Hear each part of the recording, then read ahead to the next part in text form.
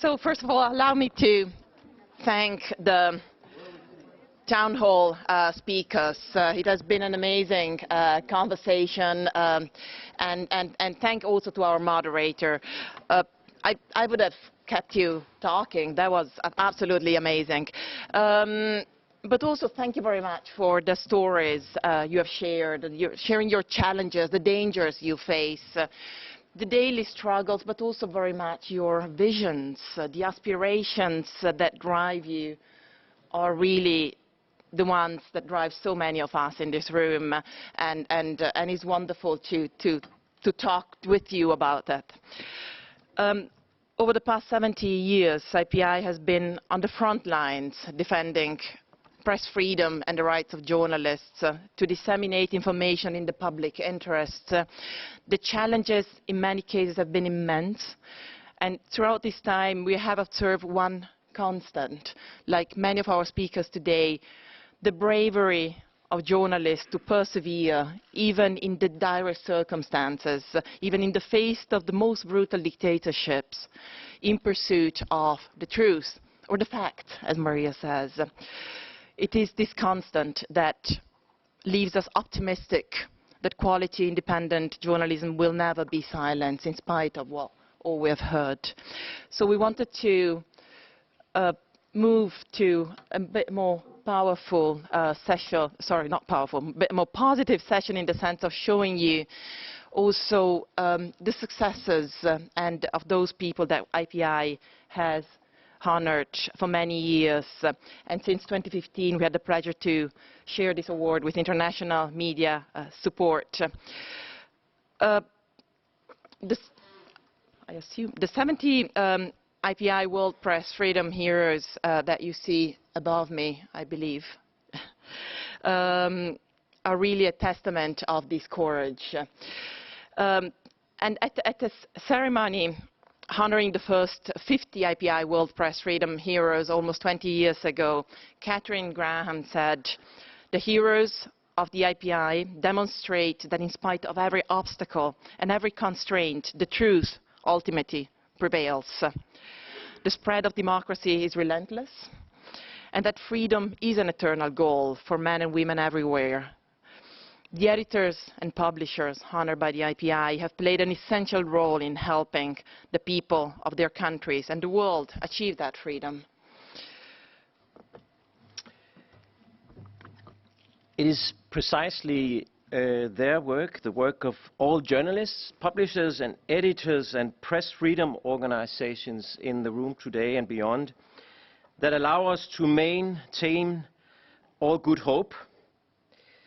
This precisely because 2019, as we've heard in the previous panel, unfortunately marks another year of declining press freedom globally in authoritarian, semi-democratic, and even also as we've heard, in democratic countries. We've seen laws introduced to curb press freedom. Under the cover of defending national security, we've seen internet shutdowns, trolling, and physical threats are trends that continue to have an impact on the freedom to produce good critical journalism.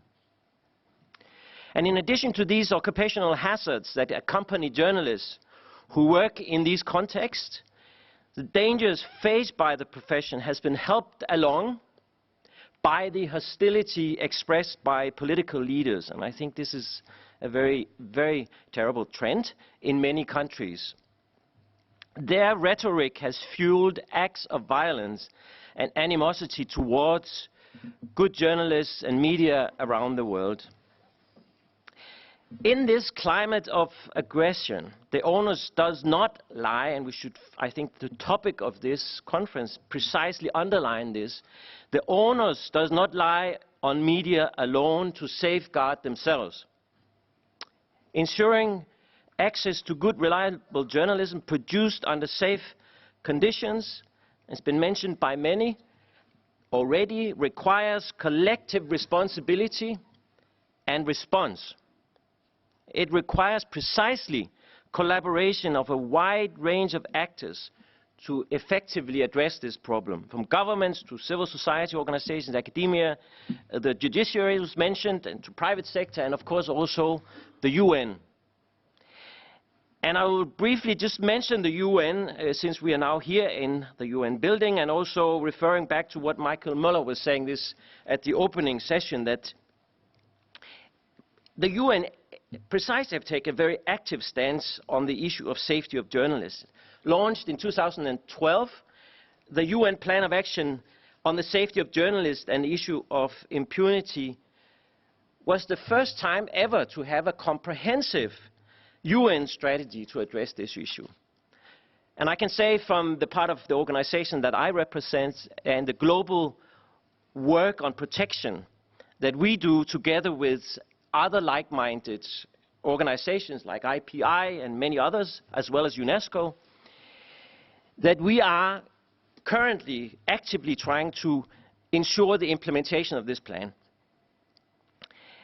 Bearing in mind that, and it was also brought up by our Egyptian colleague here, bearing in mind that we have to remember that the vast majority of journalists killed today are local journalists.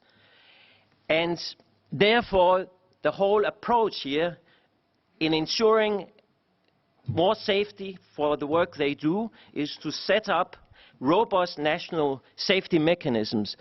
And they are being developed today as we meet, exactly by media alliances in countries like Pakistan, like in the Philippines, in Afghanistan, Colombia, and Nepal.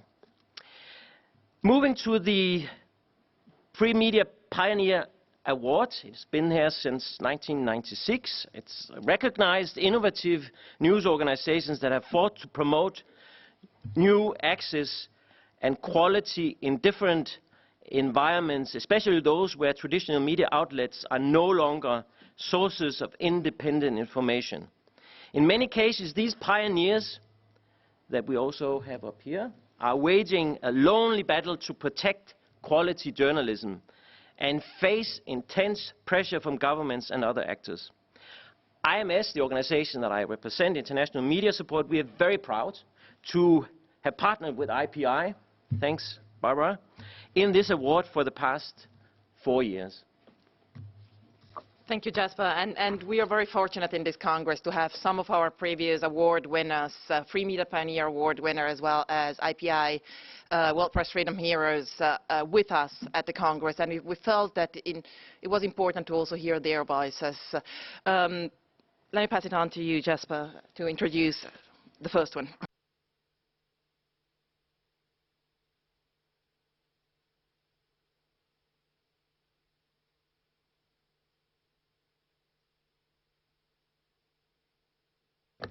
Do it again. Do it again. Is it okay now? Good. Mazen Darwish. You are, I would say, famous Syrian lawyer, activist and journalist, and the director of the Syrian Center for Media and Freedom of Expression. 4 years ago, you were the recipient in absentia of the IPI World Press Freedom Hero Award. You are not there due to unlawful imprisonment.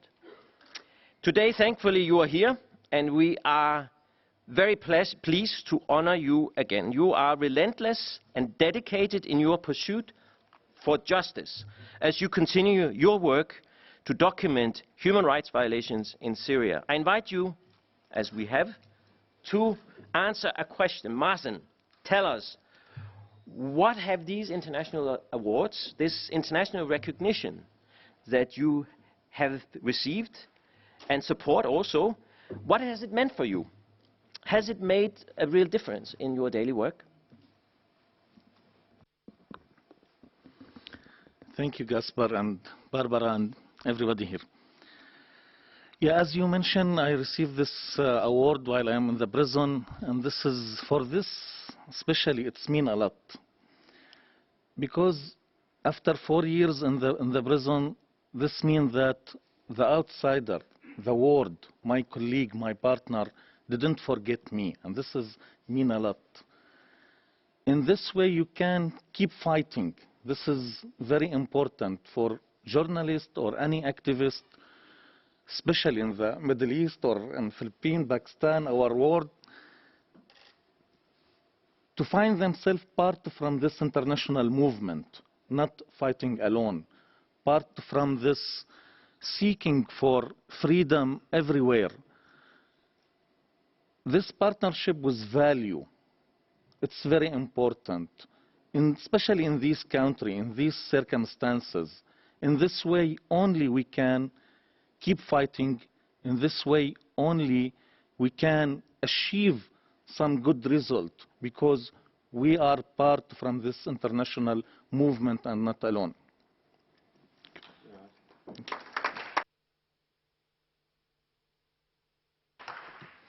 Thank you, Mazen, for that. I'm moving to the other side of the table to Rushan Kachir, founder and editor of Mediascope in Turkey. As you have heard before, in Turkey, over 90% of the news media landscape is controlled directly or indirectly by the government. And since 2015, Mediascope has delivered independent and uncensored audiovisual journalistic content to online audiences.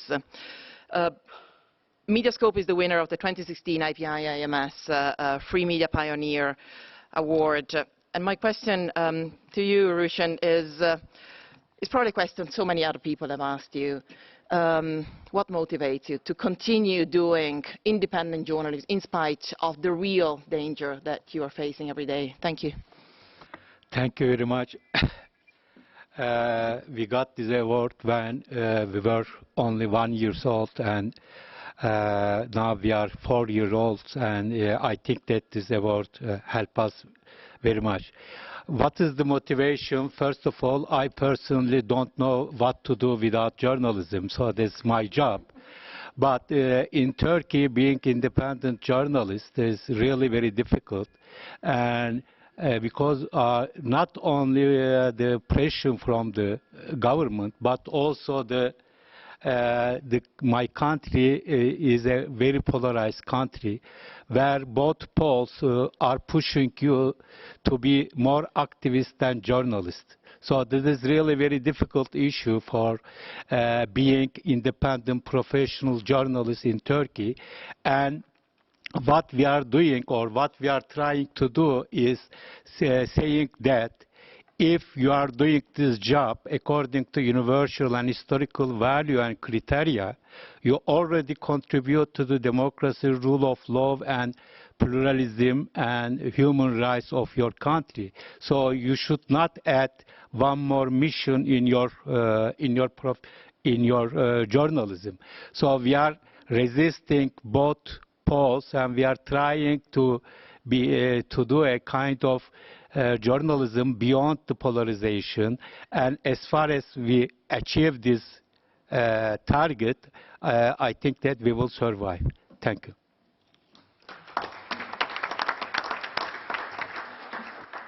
Moving on to Maria Reza.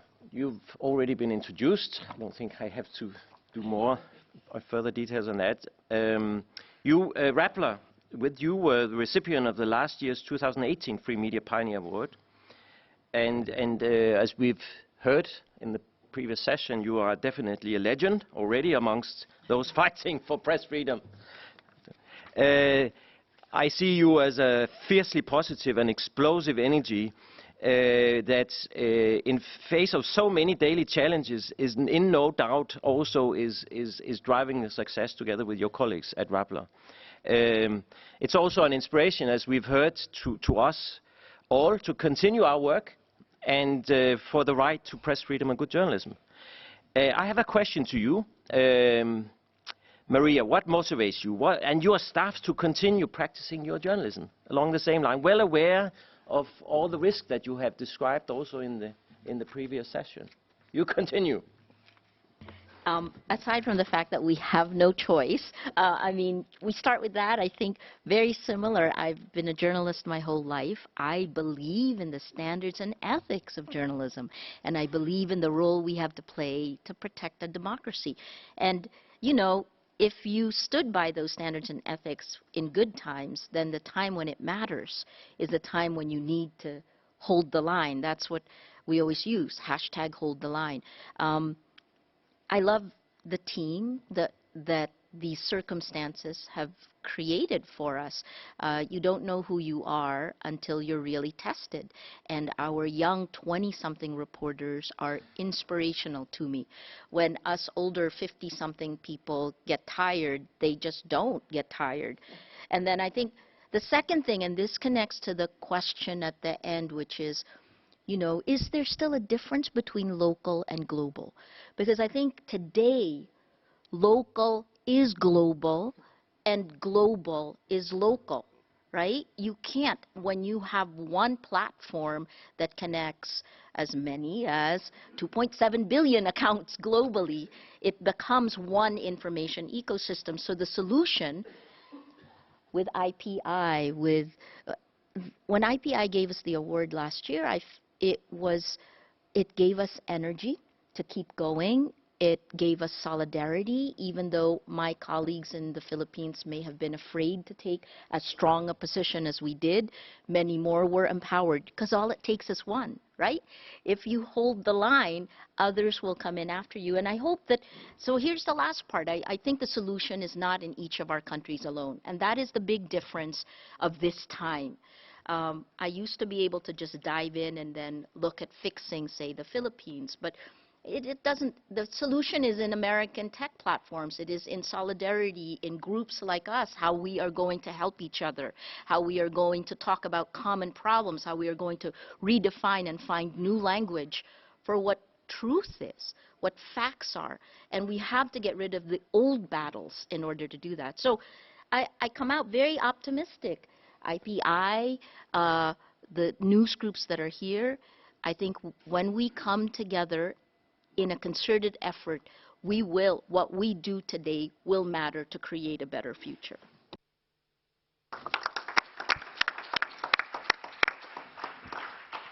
Thank you for that, Maria, and we know you're only sharing facts. So, next to Maria, Savea Sanomalifa. Savea and his wife, Jane Malifa, were the founders of the Samoa Observer, Samoa's only independent daily newspaper. The Malifas faced increasing pressure from the government after reports alleging corruption and abuse of public office in Samoa. Their printing plant was burned down.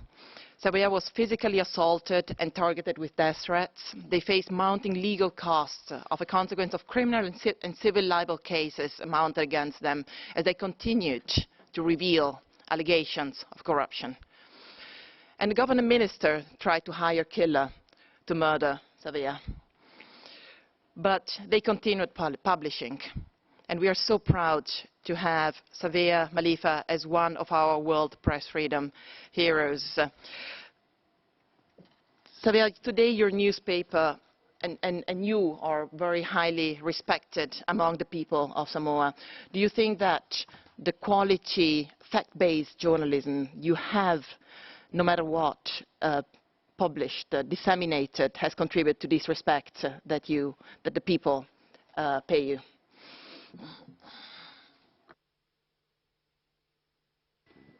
Barbara, thank you for those kind words. Those kind words, I don't deserve them, I don't think. But hearing you saying them, it's a motivation. You're right, the Samoa Observer is now 40 years old. Briefly, I was living in America during the time of Nixon, and I got to know what was going on there with the Nixon being eventually when he when he was replaced I went to New York, and I lived in New York for quite some time, learning about writing, about all sorts of things. So, I was out there to experience what New York, what America was like in terms of writing. At the time, I'd already written a book of poems, and short stories. So when I came back, the first thing that I thought about was to write back home in Samoa. And that was when I started journalism. And since then, it has been a very, very a gratifying move for me. We have had a good team. My wife here, who is publisher of the paper, is with me all the time. Is here doing the paper, and then after the fire that Barbara was talking about, we started having problems with our government. And the reason was that there was so much corruption at the time when I came back, so much corruption that we decided that what we were going to do was try and do whatever we are able to do to clean up corruption. And that was when the problems that we have been facing started, and they came from the government. And up to today, we are still having problems. We even were given, the government of Samoa even introduced the criminal libel law from America. It used to be British, and then it came to America they introduced it in Samoa to try and put people like me in jail.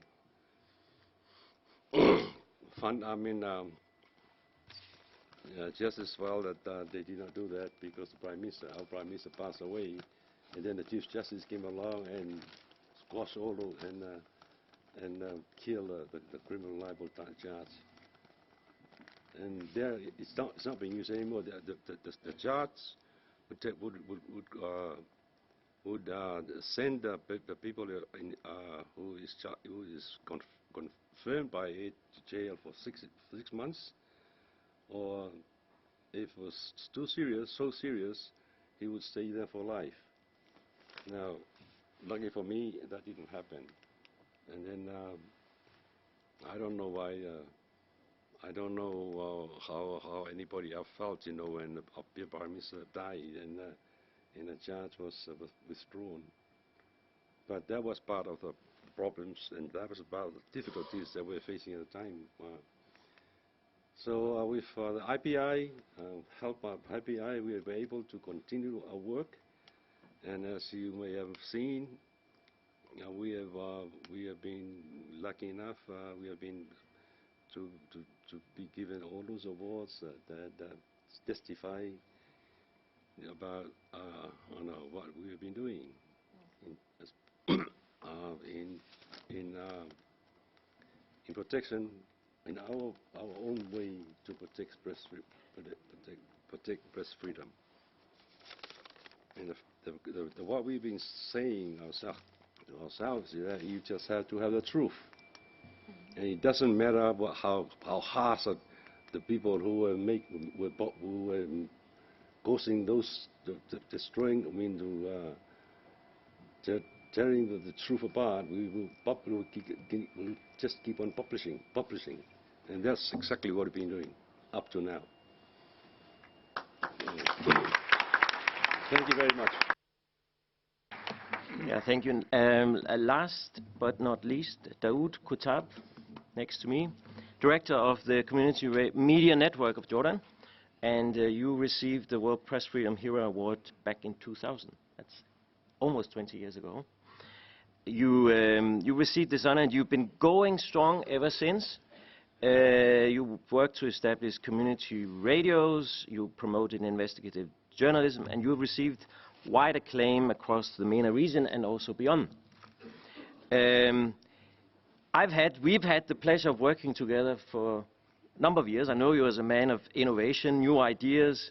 You are a truly entrepreneurial soul. You're also the founder of countless media boosting initiatives, such as the well-known Arab Reporters for Investigative Journalism that just celebrated its 16th year of existence. I have a question to you, and we heard from Maria that the young people are those who have energy. I see you still as having the same amount of energy as you had 20 years ago when I met you first time. But I want you to give advice to the young entrepreneurs, since you are an entrepreneur, the young entrepreneur journalists in the Arab world who want to produce good, critical journalism. What advice can you give them?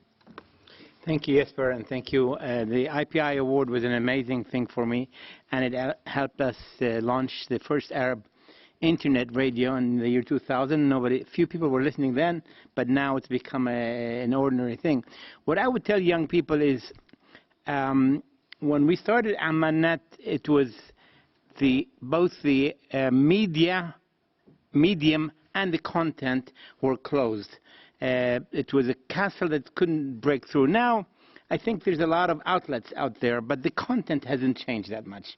And what I would advise young people who are interested in media is to think about content. And to think about content in two different ways. To think about it locally, as Maria was saying, the local content is very important. Giving voice to the voiceless, giving voice to marginalized groups that are not getting a voice. And now there's platforms, so you don't have to worry about creating new platforms. There's plenty to use. Put your energy into creating new content. And the second area is what I advised when you first met me, is we still need more investigative journalism. So, you either do a lot of national, regional work in investigative reporting, or you really start giving voice to the voiceless and giving the voice to the people who don't have a voice. So these are the two things I would encourage young people to do. Thank you very much. Thank you so much to our award winners. And also this year, we are proud to honor one journalist and one media outlet who have demonstrated exceptional courage and determination in their efforts to uncover truth and to report on issues that matter in extraordinarily challenging circumstances. Tomorrow evening at the International Museum of the Red Cross and Red Crescent, together with IMS, we will be conferring our IPI World Press Freedom Hero Award and our Free Media Pioneer Award. And this year's recipient is the Egyptian digital frontrunner Mada Masr, a beacon of freedom in Egypt's restrictive information landscape. Mada Masr, in its 6th year of operation under the leadership of Lina Atalla, continues to challenge the narrative espoused by Egyptian predominantly state-controlled media, providing fearless coverage of taboo topics. The award is definitely a timely recognition of Mada Masr's work to keep independent journalism alive in the Arab world. And this year, recipient of the IPI World Press Freedom Hero Award is Cyril Almeida, an editor and columnist with Pakistan's Dawn newspaper, facing treason charges following his tenacious coverage of the Pakistani state patronage of militant groups. We will hear more from our winners tomorrow evening, but now allow me to just show you a very brief video preview.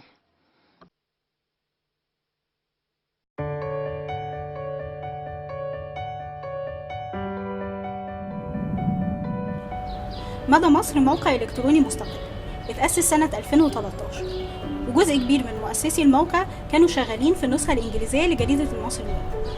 أسسنا مدى مصر عشان نكمل شغل بشكل مستقل وعشان نقدم تجربة صحفية مختلفة والنموذج جديد للعمل الصحفي الحر.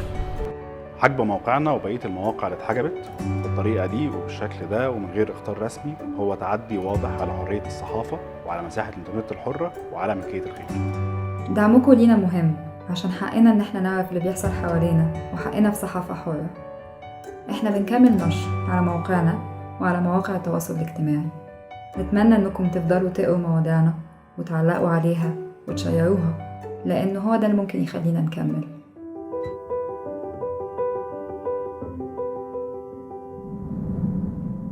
Dawn is one of Pakistan's oldest and most respected English-language dailies. It is loved by its readers, but rarely by those in power.